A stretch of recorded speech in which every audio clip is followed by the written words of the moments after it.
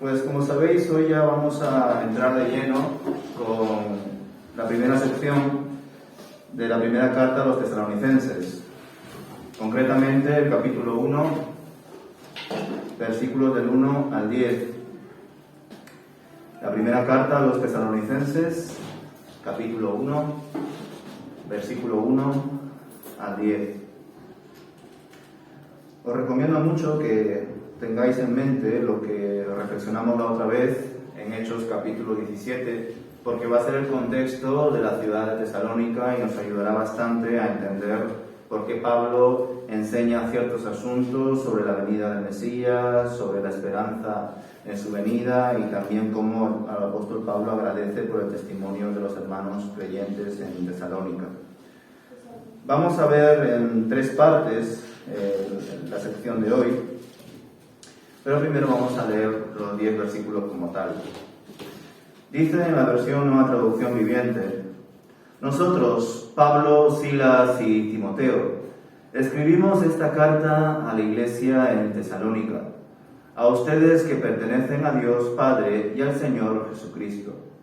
Que Dios les dé gracia y paz. Siempre damos gracias a Dios por todos ustedes y continuamente los tenemos presentes en nuestras oraciones. Al orar a nuestro Dios y Padre por ustedes, pensamos en el fiel trabajo que hacen, las acciones de amor que realizan y la constante esperanza que tienen a causa de nuestro Señor Jesucristo. Sabemos, amados hermanos, que Dios los ama y los ha elegido para que sean su pueblo, pues cuando les llevamos la buena noticia, no fue solo con palabras, sino también con poder, porque el Espíritu Santo les dio plena certeza de que lo que decíamos era verdad. Y ya saben de nuestra preocupación por ustedes, por la forma en que nos comportamos entre ustedes. Así que recibieron el mensaje con la alegría del Espíritu Santo, a pesar del gran sufrimiento que les trajo. De este modo nos imitaron a nosotros y también al Señor. Como resultado han llegado a ser un ejemplo para todos los creyentes de Grecia, es decir, por toda Macedonia y Acaya. Y ahora la palabra del Señor está siendo anunciada partiendo de ustedes a gente de todas partes, aún más allá de Macedonia y Acaya. Pues a donde quiera que vamos, encontramos personas que nos hablan de la fe que ustedes tienen en Dios. No hace falta que se la mencionemos, pues no dejan de hablar de la maravillosa bienvenida que ustedes nos dieron y de cómo se apartaron de los ídolos para servir al Dios vivo y verdadero. También comentan cómo ustedes esperan con ansias la venida desde el cielo del Hijo de Dios, Jesús, a quien levantó de los muertos. Él es quien nos rescató de los horrores del juicio venidero. Con esto concluimos el capítulo 1 de la primera carta a los tesalonicenses. Y ya os he comentado más o menos la localización de esta ciudad, ¿verdad? Pero en el mapa, y vosotros también en vuestra Biblia seguramente tenéis vuestros mapas más claros y más cercanos a vosotros, ya sabéis que los que están muy lejos pues no veréis mucho. Pero ya os he comentado que la iglesia que está en Tesalónica forma parte de estos puntos donde el apóstol Pablo pasó y se supone, la mayoría consideran, que en este segundo viaje misionero del apóstol Pablo él escribió a Tesalónica desde Corinto. También os he comentado que Tesalónica está muy cerca de Berea, aproximadamente a 50 kilómetros. Ya sabéis esa curiosidad que yo tengo de por qué el apóstol Pablo u otro siervo de Dios, ¿verdad?, no escribió a la iglesia de Berea, si nos damos cuenta que en Berea hay una mejor recepción de la palabra de Dios, del Evangelio, que incluso en Tesalónica, ¿verdad?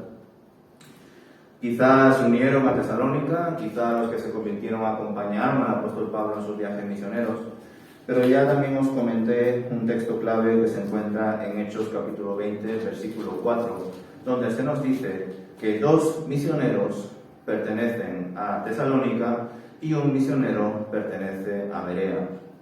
Más allá de este testimonio no sabemos la trascendencia de esta iglesia, al menos desde el punto de vista bíblico, ¿verdad? Extrabíblico podríamos considerar más detalles, pero quizá nos iríamos ya mucho del tema. Continuando, por tanto, con el estudio, vamos a ver la primera parte. La primera parte es una iglesia escogida, analizando los versículos del 1 al 4.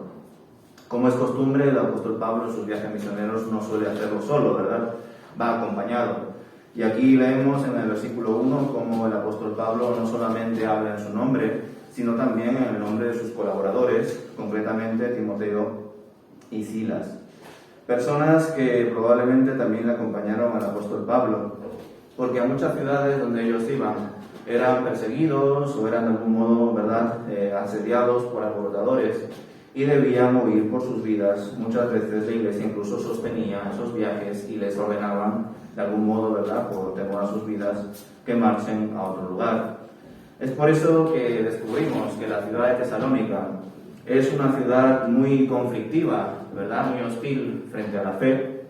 Ya lo hemos leído el domingo pasado en Hechos capítulo 17, pero aún así fue un punto de misión donde el Evangelio se expandió, donde hubo fruto, al igual que en Berea.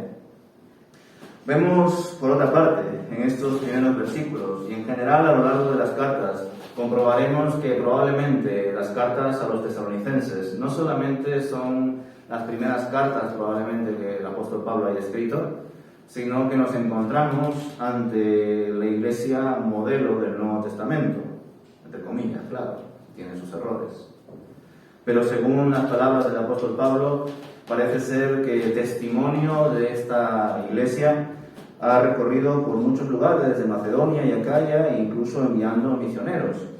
Por tanto, eso nos debe sin duda llamar la atención a la hora de analizarlo con mayor detalle. Nosotros sabemos que no existe la iglesia perfecta. Todos cometemos errores como congregación. Y aunque comúnmente hablamos de la iglesia primitiva también, incluso en el libro de los Hechos vemos que la iglesia primitiva son varias iglesias, con varias expresiones.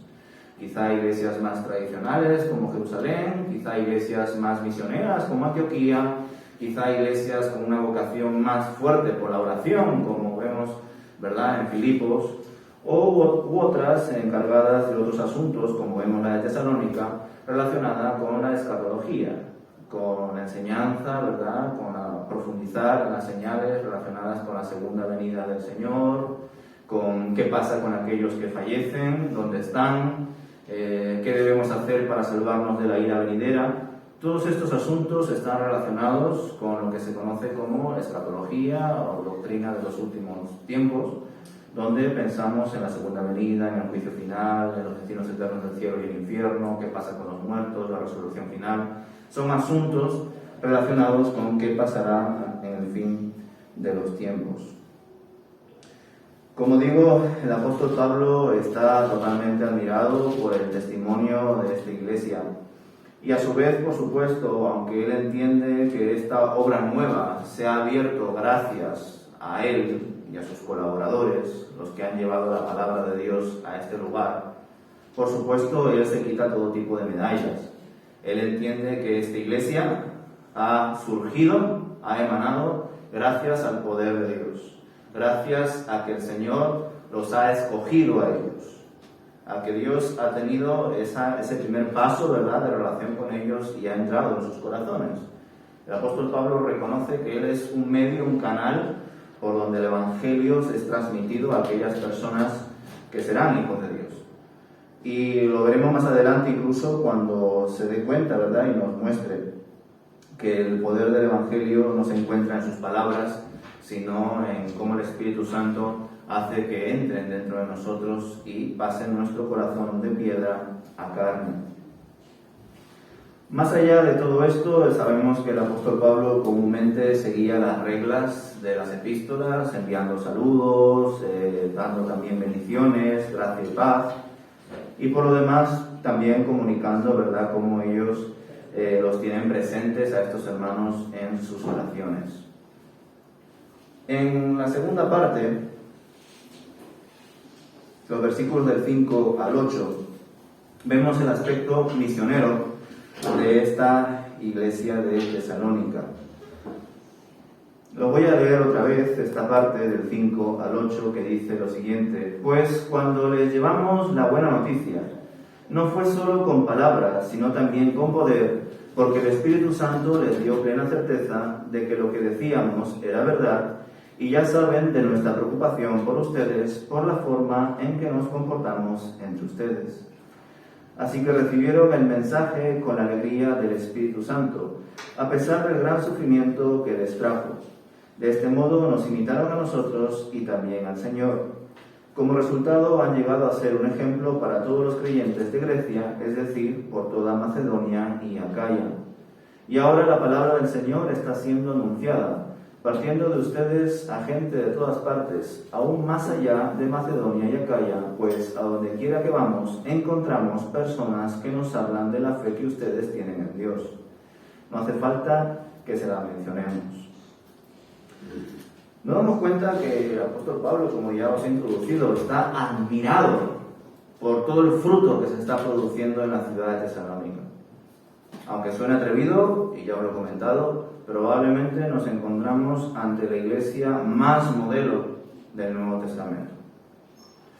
Porque debemos recordar en Hechos 17 que el apóstol Pablo junto con sus colaboradores no estuvieron años con estos hermanos, ni siquiera meses, estuvieron unos días, no sabemos exactamente cuántos, pero estuvieron varios días con estos hermanos que estaban escuchando la palabra, tanto aquellos judíos en la sinagoga como griegos, mujeres y hombres prominentes, como hemos leído en Hechos 17.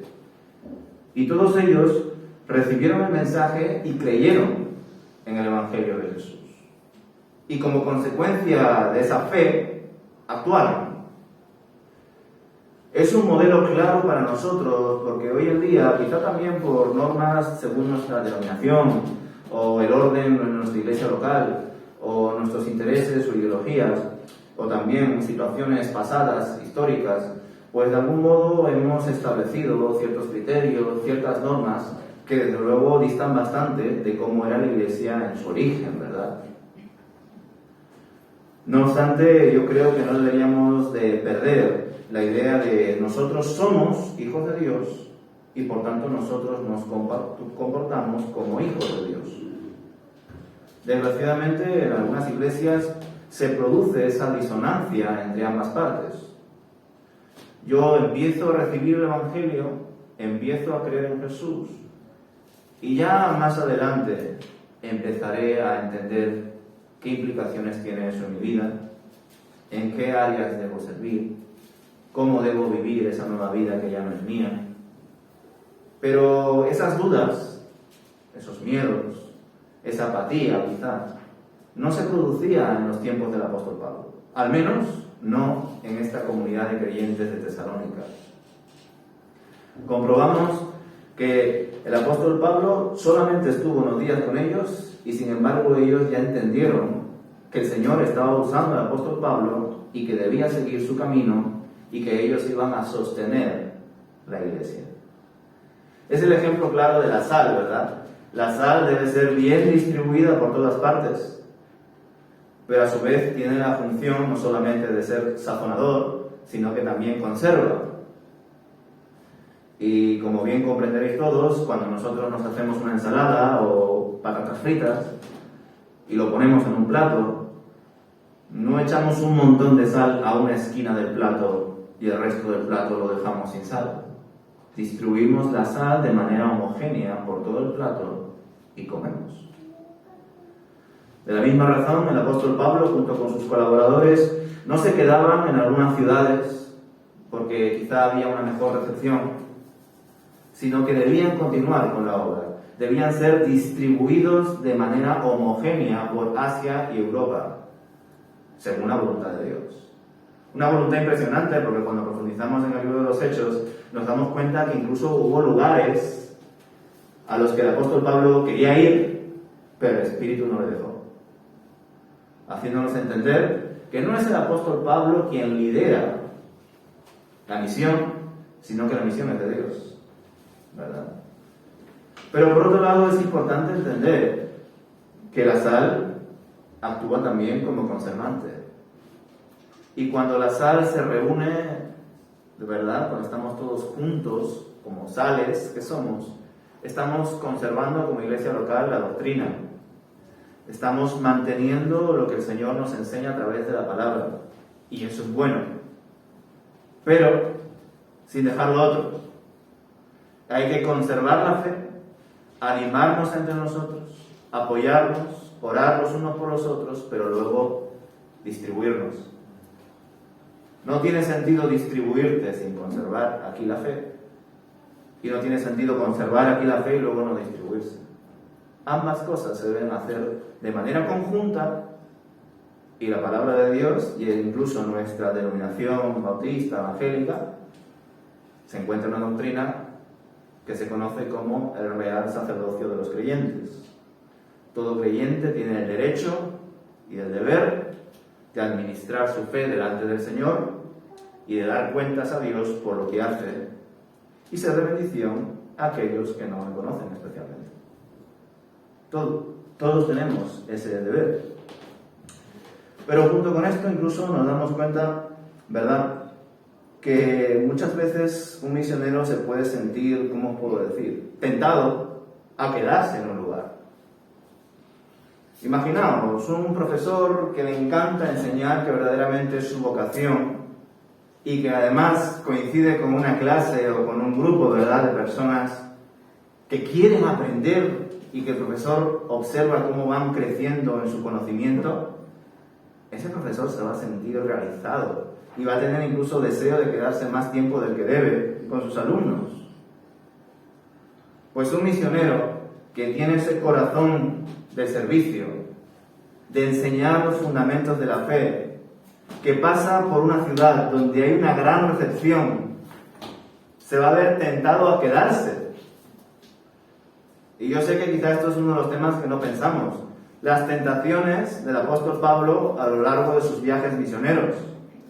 Las tentaciones no de hacer algo malo, sino de, por querer hacer muchas cosas buenas, no entender lo que quiere el Señor para nosotros en cada momento. Porque tanto en Tesalónica como en Berea hubo un buen auge de la fe, pero el apóstol Pablo continuó con su viaje a Corinto, porque tenía que seguir adelante. Junto con ello, nos damos cuenta de los distintos motivos por los cuales se resalta la conversión de los tesalonicenses, la labor misionera de los tesalonicenses como un modelo. Vamos a ver 4 puntos. Primero, siguieron a Pablo y a sus colaboradores y al Señor, por supuesto. Versículo 6. Segundo, recibieron la palabra de Dios en medio de una gran tribulación, obteniendo también el gozo que da el Espíritu Santo. 3. Fueron de ejemplo a los creyentes en Macedonia y Grecia de lo que debieron ser los creyentes. Y 4. Mantuvieron una gran visión misionera, divulgando el Evangelio de Cristo a distintas regiones. Estos son los 4 puntos que de algún modo nos ayudan a ver por qué la iglesia de Tesalónica era un gran modelo para las otras iglesias y es un gran modelo también para nosotros hoy. Una iglesia que profundiza en la palabra de Dios, que escucha a las personas que son enviadas por Dios, pero que también trabaja, sirve, se expande, crece. Porque está viva. No es una mera organización humana, es un organismo divino guiado por el Espíritu de Dios. Y por tanto va a estar bajo su dirección. Por otro lado, el apóstol Pablo, que es muy tenaz, creo que vemos la mayor expresión de su tenacidad cuando viaja a Atenas, ¿verdad? Pero él les muestra que no ha expuesto el Evangelio en palabras racionales, intelectuales, sino que lo ha hecho en el poder del Espíritu de Dios. Y esto hoy en día, desgraciadamente, ha sido malinterpretado, ¿verdad?, en las prácticas de la Iglesia. Por supuesto, el apóstol Pablo no está menospreciando la importancia de exponer el Evangelio de la forma más clara y a la vez profunda, para que todos aquellos que lo escuchen entiendan quién es Dios, en toda su plenitud según el Evangelio.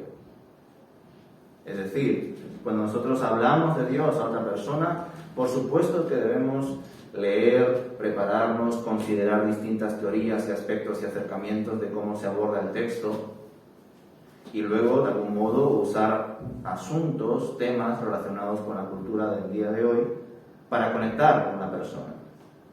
Sobre todo si estamos con los jóvenes, ¿verdad? Y los niños. Porque si no, por más que expongas la palabra de Dios y conceptos súper profundos, no vas a llegar a captar su atención. Pero por otro lado, también se ha distorsionado lo que significa predicar, enseñar en el poder del Espíritu. Hay comunidades o seminaristas o predicadores, ¿verdad?, que entienden que predicar con el poder del Espíritu Santo es gritar o cambiar el tono de voz o usar música de fondo o qué sé yo, ¿verdad? Y eso no es el poder del Espíritu Santo, eso muchas veces es la manipulación consciente o inconsciente del predicador para impactar en sus oyentes. El poder del Espíritu Santo a través de la enseñanza del Evangelio se observa sobre todo en sus frutos. Y lo precioso de ello es que un predicador se puede esforzar muchísimo en su relación con Dios, en preparar su mensaje y no encontrar aparentemente fruto en la iglesia o el lugar a donde vaya. Y no es necesariamente culpa del predicador. La palabra ha sido expuesta, la semilla ha sido esparcida. Si no ha habido fruto, ya sabemos que unos siembran, otros cosechan, pero el crecimiento lo da el Señor. Los que intentamos esforzarnos por exponer el Evangelio debemos tener esto muy presente porque si no nos vamos a frustrar muy pronto. Debemos entender que todo está en manos de Dios. Y terminando esta segunda sección de la iglesia misionera de Tesalónica, pues os vuelvo a comentar lo que aparece en Hechos capítulo 20, versículo 4, pero en esta ocasión os refresco los nombres. En Hechos capítulo 20, versículo 4, leímos la otra vez, el domingo pasado, que hay dos colaboradores de Tesalónica llamados Aristarco y Segundo, dos misioneros que salieron de la comunidad de creyentes de Tesalónica. Probablemente salieron más, pero es lo que recoge el libro de los Hechos. Y digo que probablemente salieron más porque ya hemos leído en el versículo 8 que en todas partes, aún más allá de Macedonia y Acaya, a donde quiera que vamos, dice el apóstol Pablo, encontramos personas que nos hablan de la fe que ustedes tienen en Dios. Por tanto, esta iglesia mantuvo la doctrina, además en una ciudad hostil, donde, si recordáis, los alborotadores cogieron a Jasón y otras personas, Hechos capítulo 17, y le impusieron multas, ¿verdad?, que pagasen los funcionarios para que de algún modo quedase todo, digamos, de algún modo, pues, asentado, ¿verdad? No surjan más problemas. Y todo porque decían, estos predicadores están enseñando que hay que adorar a otro que no sea el César, a un tal Jesús. Y eso está en contra de lo que nosotros hemos recibido del Imperio Romano, que es quien gobierna esta ciudad y prácticamente todo el mundo en ese tiempo. Pues en medio de esa persecución, de esa tribulación, es cuando la iglesia más creció. Pero también en Hechos 20, versículo 4, leemos, ¿verdad?, que hay otro misionero de Berea. Pero ahora estamos con Tesalónica. Vamos a la tercera y última parte. Una iglesia que sirve y que espera. Versículos del 9 al 10. Los buenos testimonios de Tesalónica llegaron a tantas partes porque eran una comunidad que no solamente había profundizado en la fe, sino que trabajaba en las obras de la fe. Una sensibilidad que se percibe sobre todo en la epístola de Santiago, ¿verdad? Que por supuesto somos salvos por fe, pero la evidencia, las pruebas, los frutos de que tenemos una fe verdadera es que hacemos obras en la fe de Dios. Y me encanta ver cómo esta iglesia no tenía esa disonancia de separar lo que somos de lo que hacemos, sino que habían recibido un evangelio, un mensaje saludable, porque como digo, muchas veces hoy en día no se expone ese mensaje. Se expone un mensaje adulterado, diluido, sesgado, no el evangelio de forma integral. Y lo entiendo porque muchas veces es complicado, desde la paciencia incluso, ¿verdad? Tanto por los que trabajan en ello, por cuanto los que escuchan. Por eso me sorprende el equilibrio de esta iglesia, porque nos damos cuenta de que el apóstol Pablo solamente estuvo unos días exponiendo el evangelio a esta comunidad. Y la mayoría de nosotros sabemos que debido a que nuestras iglesias generalmente tienen 1 o 2 cultos a la semana, exponer un evangelio, como por ejemplo el evangelio de Lucas, tardaría 1 año y medio casi de exponerse a una comunidad.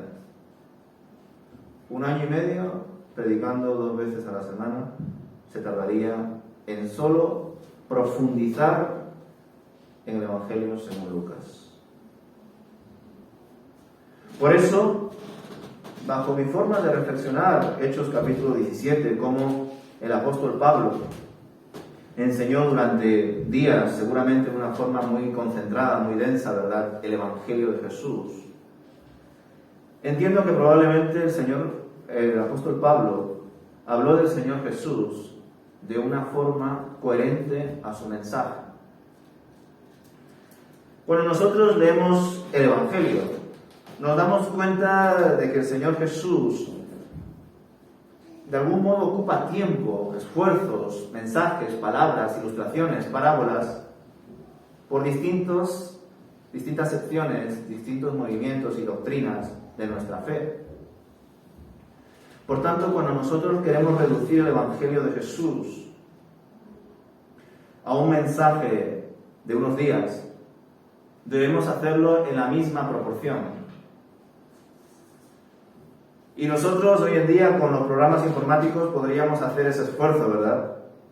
Metemos en programas informáticos todo el Evangelio según Lucas y nos diría en todo el discurso de Jesús y del autor del Evangelio cuánto tiempo habla sobre la salvación, cuánto tiempo habla sobre el infierno, cuánto habla sobre los demonios, cuánto habla sobre el fin del mundo, cuánto habla sobre la segunda venida, etcétera, etcétera, etcétera.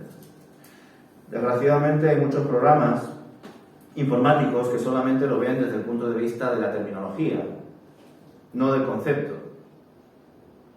Y eso también se observa en los seminaristas cuando a veces quieren preparar un mensaje temático, por ejemplo del amor. Entonces empiezan a leer todos los textos que hablan sobre el amor. Pero hay muchos textos que hablan sobre el amor sin usar la palabra amor. Y esos textos también son importantes. Por tanto, ni siquiera un programa informático te podría decir cuánto es que habla Jesús del infierno y cuánto es que hablamos del infierno en el día de hoy en la iglesia. No, la única forma de descubrirlo es leyéndolo, estudiándolo y enseñándolo. Y claro, cuando profundizas en el Evangelio, reflexionas en él y te preparas para enseñarlo a los demás, te das cuenta de que Jesús habla de ciertos temas dándole mucha importancia o en una proporción que hoy en día en la iglesia no se habla de esa misma proporción. ¿Qué quiero decir con esto, hermanos? Que aunque no sabemos exactamente qué le dijo el apóstol Pablo a la iglesia de Tesalónica, estoy prácticamente seguro de que el apóstol Pablo habló del Evangelio de Jesús de una forma más reducida porque no tenía más tiempo, en las proporciones, en los puntos que Jesús resaltó como más importantes en el tiempo que tuvo. Y desgraciadamente hoy en día, debido a nuestras ganas de dar cuentas de cuántos hermanos vienen a la iglesia, de cuántos miembros somos, si hacemos un campamento urbano o una campaña evangelística, queremos que automáticamente en 2 o 3 días surjan frutos. Incluso muchas veces desde las agencias misioneras, los colaboradores se sienten presionados de dar cuentas de lo que están haciendo, porque si no se cierra esa obra. pues muchas veces nos vemos forzados a: te reduzco el Evangelio a 4 puntos. Acepta a Jesús en tu corazón y serás salvo. Y eso es bueno, pero no es suficiente. Y debemos de profundizar en las proporciones de lo que marca la palabra de Dios y no en las proporciones del comentarista que usemos, de la agencia de donde vengamos o de lo que mi corazón diga. Porque las proporciones las marca el Señor, la misión es del Señor.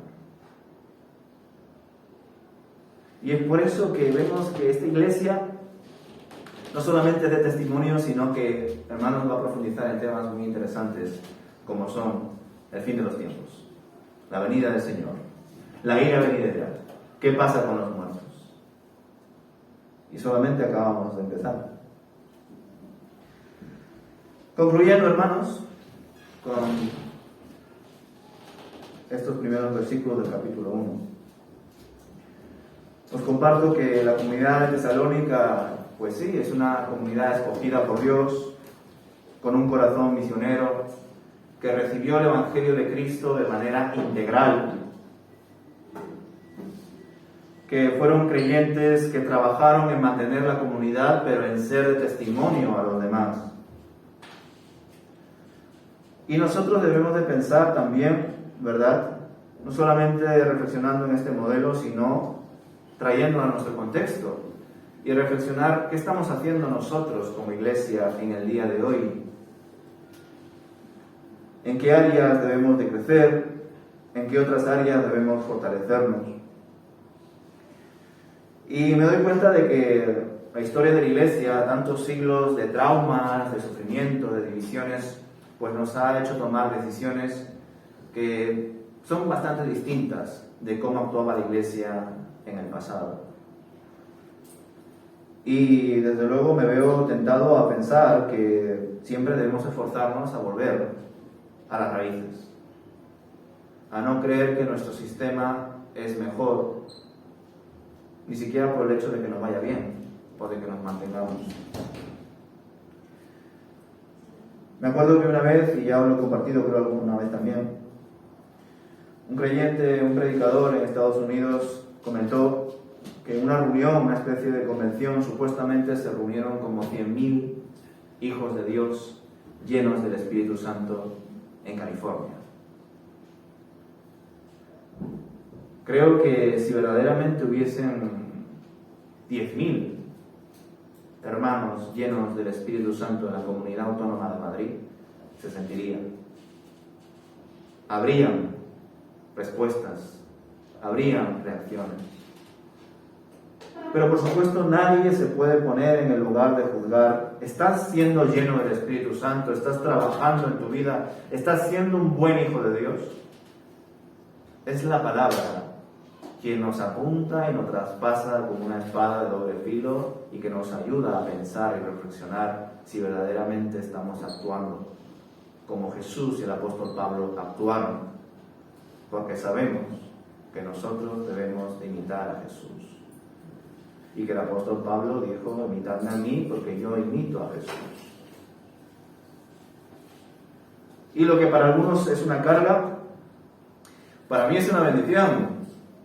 Saber que todavía hay muchas cosas por hacer, que vivimos ya en la eternidad. La vida perdería mucho sentido, ¿verdad?, si no tuviésemos objetivos, propósitos, alguien donde, ¿verdad?, fijarse. Hebreos, puesto los ojos en Jesús. Pues como iglesia seguimos adelante, hermanos, dando gracias por aquellos que nos ayudan a sostener esta iglesia, por aquellos que nos están ayudando a enseñar a los niños, a los adolescentes, a los adultos, por aquellos que nos ayudan a administrar la alabanza y mantenimiento y el orden de nuestra comunidad, por aquellos que están ahora también siendo cargo de las guarderías. Pero sigamos adelante, hermanos, porque todavía hay mucho trabajo por hacer y el trabajo en el Señor no es en vano. Así que el Señor los bendiga, hermanos. Vamos a tener un tiempo de descanso.